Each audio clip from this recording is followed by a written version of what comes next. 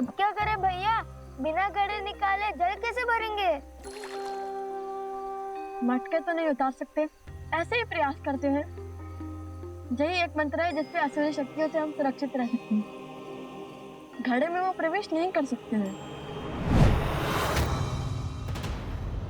भैया ऐसे तो कितने दिन लग जाएंगे आश्रम में जल भरते भरते?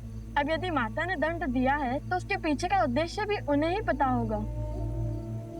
चलो शेष घड़े भर लेते हैं।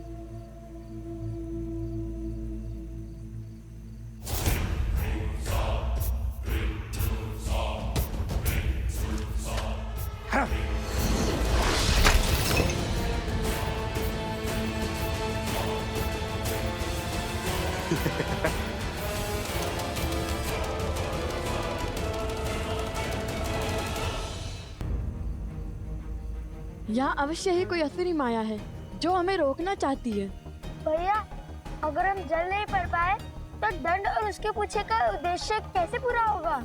किसी भी समस्या का हल रोने से नहीं, सोचने से होता है। मेरी तो समझ में नहीं आ रहा है कि हमें जल आश्रम तक पहुंचाना है या जल से भरा हुआ मटका। अद्भुत, तुमने मुझे एक नया सुझाव दिया है। तुम बातें मूर्खता भरी करते हो, परंतु हो बड़े गुणवान। ऐसा क्या कहा मैंने? अब कुछ ही क्षणों में ये अपना गड़ा उतारेंगे, तुम तभी उन पे आक्रमण करना। तुमने कहा कि हमें जल आश्रम तक पहुंचाना है, अब चाहे वो घड़े में हो या नहीं। मुझे तो कुछ समझ में नहीं आ रहा भैया। जो भी करे पर ऐसा कुछ मत कीजिए कि माता फिर से रुष्ट ना हो जाए।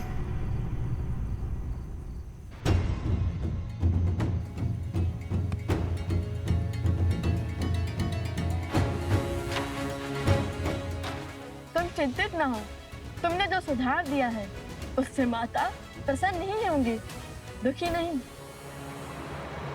तो बोलो जय श्री राम, जय श्री राम, जय श्री राम, जय श्री राम, जय श्री राम, जय श्री राम।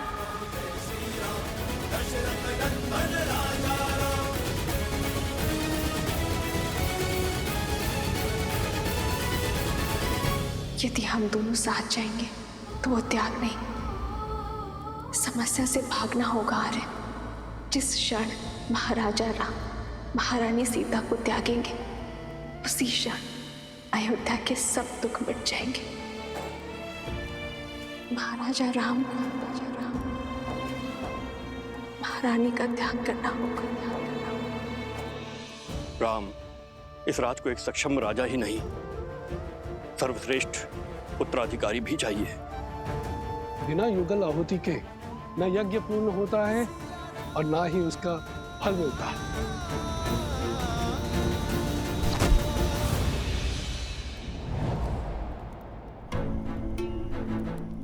हनुमान,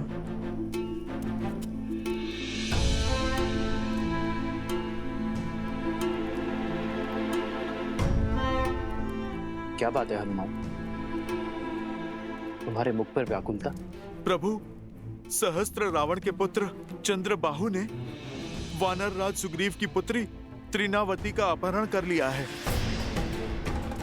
इस कारण महाराज सुग्रीव के राज्य में बहुत अशांति फैल गई है। इस विपदा से निपटने के लिए महाराज सुग्रीव आपका परामर्श और आपकी सहायता चाहते हैं।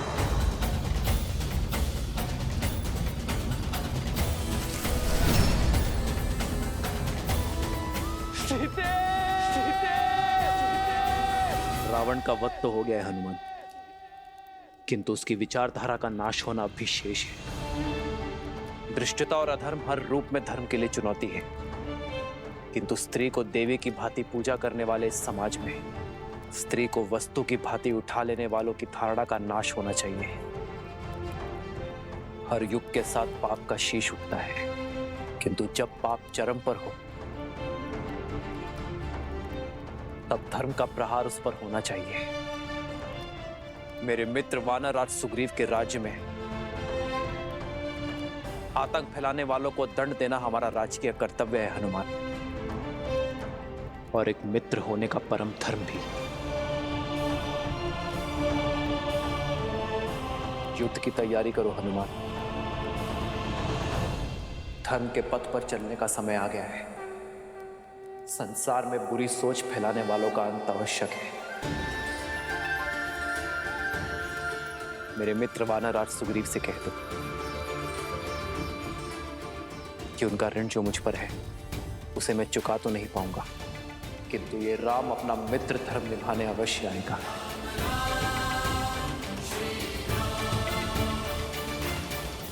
वंदिनी, वंदिनी, वंदिनी, क्या हुआ कुमुदनी? पूछे मत, आइए देखिए क्या किया है आपके लवकुश ने। अब क्या कर दिया लवकुश ने? देखिए।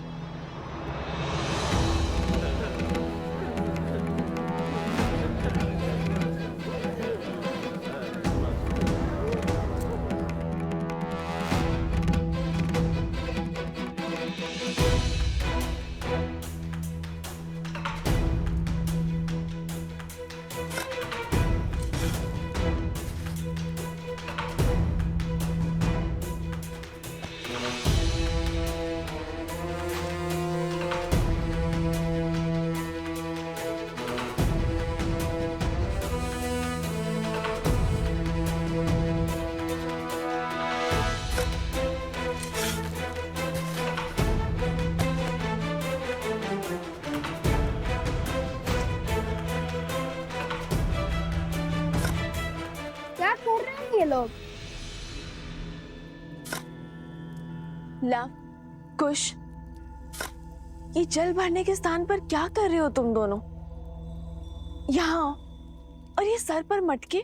सब बताते हैं माता, सब बताते हैं। बस कुछ क्षण रुक जाइए।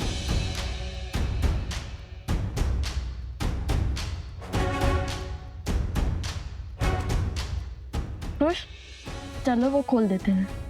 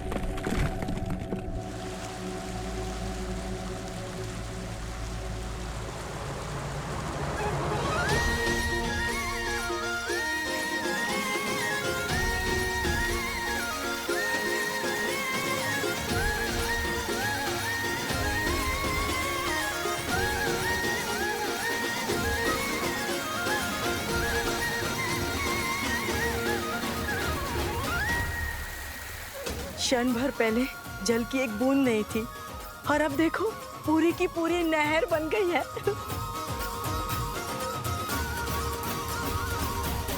और लव कुश की चिंता छोड़ दो बंदेवी।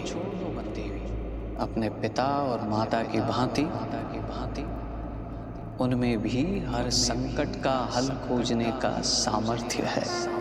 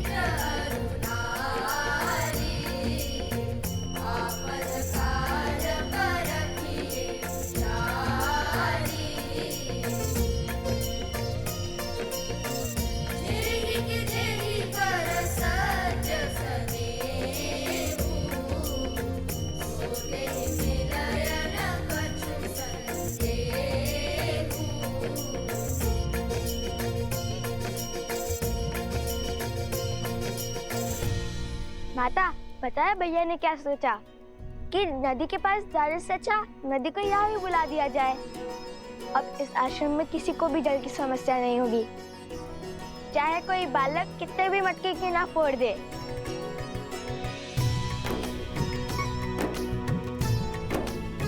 कार्य मेरा था, परंतु सुझाव कुश का।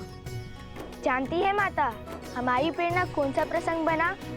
जब नल और नील ने राम नाम लिखकर लंका तक सेतु बनाया था, तो हमने सोचा जब राम नाम का पत्थर सागर में तैर सकता है, तो राम नाम का फावड़ा नदी के लिए मार्ग क्यों नहीं बना सकता?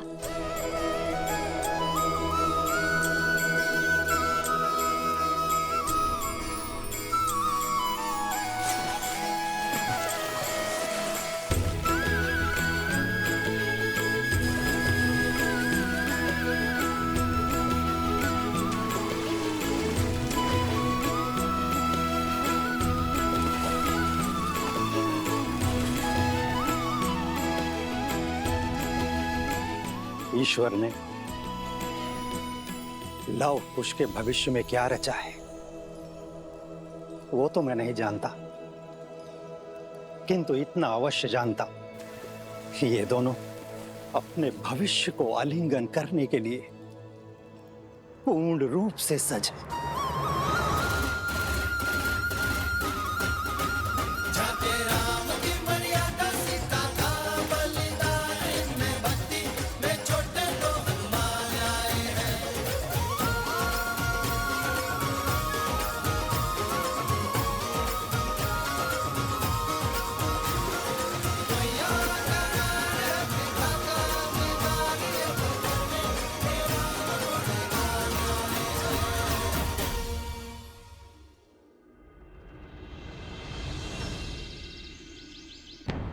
माना कर्तव्य महत्वपूर्ण है राम, परंतु अश्वमेध की घोषणा करके उसे रोक देना अशुभ भी है और अपयश कारक भी। अश्वमेध यज्ञ अवश्य होगा आचार्य।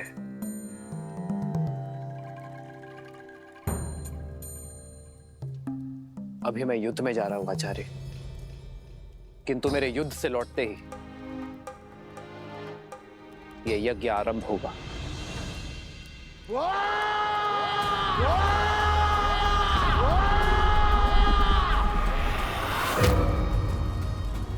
सहस्त्रमुख रावण पराजय के बाद पीछे नहीं हटता और प्रचंड शक्ति से वार करता है। अश्वमेध यज्ञ कदापि नहीं होगा, राम राज्य कभी स्थापित नहीं होगा।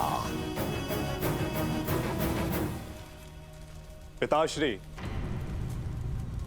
चंद्रबाहु ने आपकी आज्ञा का पालन कर सुग्रीव की पुत्री तृणावती का अपहरण कर लिया है।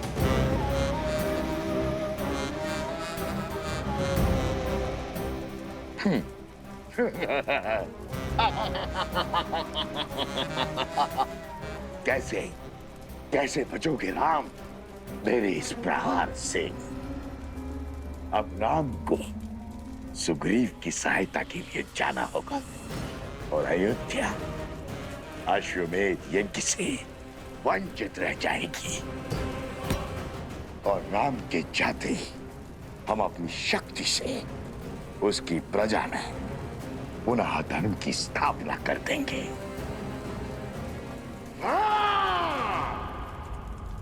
केवल आपके लौटने से क्या बात बन जाएगी महाराज? धार्मिक बाधा तब भी रहेगी। इस युद्ध से लौटकर इस समस्या का हल अवश्य होगा आचार्य। अर्थात आप दूसरा विवाह करेंगे?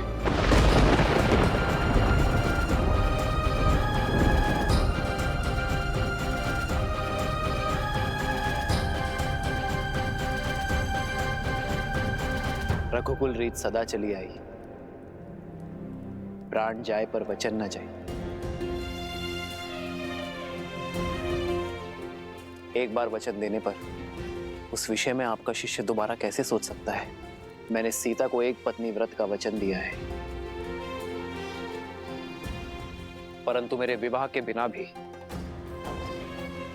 अश्वमेध यज्ञ अवश्य होगा।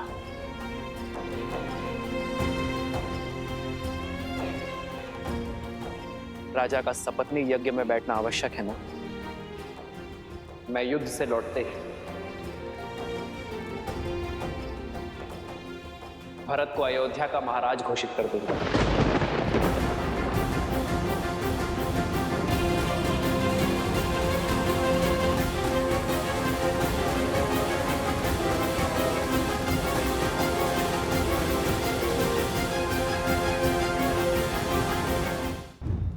भैया, और तब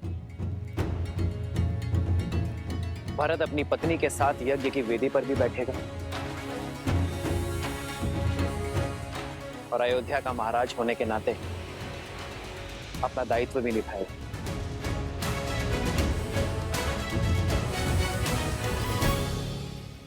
ये क्या कह रहे हैं आप भैया? नहीं, ये मुझे स्वीकार करना होगा भरत, क्योंकि ये मेरा निर्णय है। समझने का प्रयास करो भरत। या तो तुम अयोध्या के महाराज बनोगे या सीता का ये राम किसी और का पति।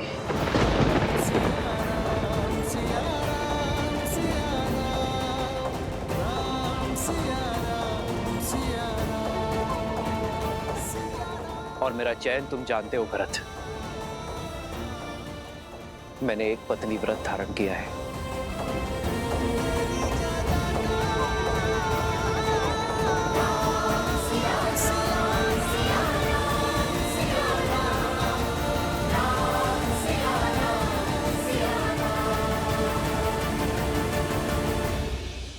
आगे बताओ ना।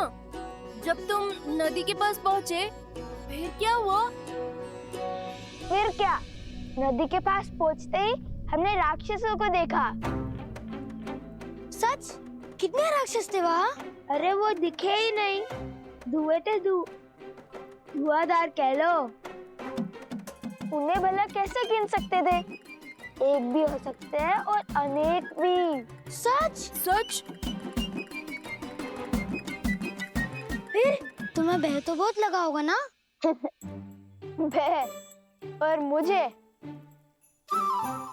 जो भय को भयभीत कर दे वो खुश हूं मैं।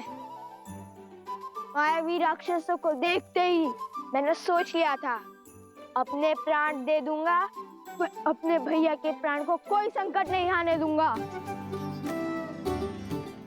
और मैंने बिना विलंब किए यूं बाण उठाया और हर आदमी पर अपने प्रहार का प्रकोप बरसाया।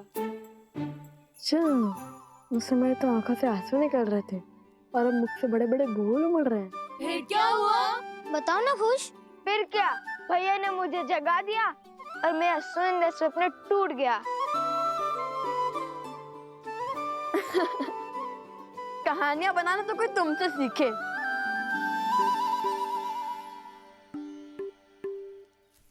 कथा का सार ये है कि माताओं को कितना कष्ट होता है इतनी दूर जाकर जल लाने में।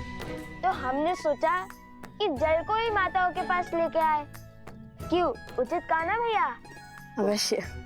सच लव और कुश, बहुत वीर हो तुम दोनों। अब ये जल सदा आश्रम के पास रहेगा और वो राक्षस दूर।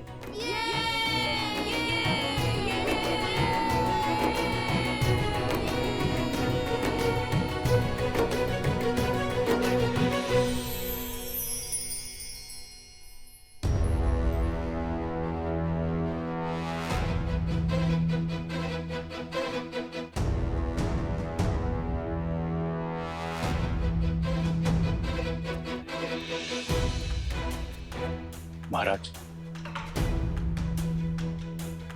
क्या समाचार लाए अंगद? हमारे पास इतनी सेना नहीं है कि हम इस दुर्ग को चारों ओर से घेर सके महाराज। परंतु आप निश्चिंत रहे महाराज। मैंने प्रण लिया है उस चंद्रबाहु का वध करने का, जिसने बिना कारण आपकी किष्किंधा राज की पुत्री का अपहरण किया। अंगद, हमें शीघ्रता करनी होगी। इस किले को भेदना होगा हमें, इससे पहले कि इस किले से आक्रमण हो।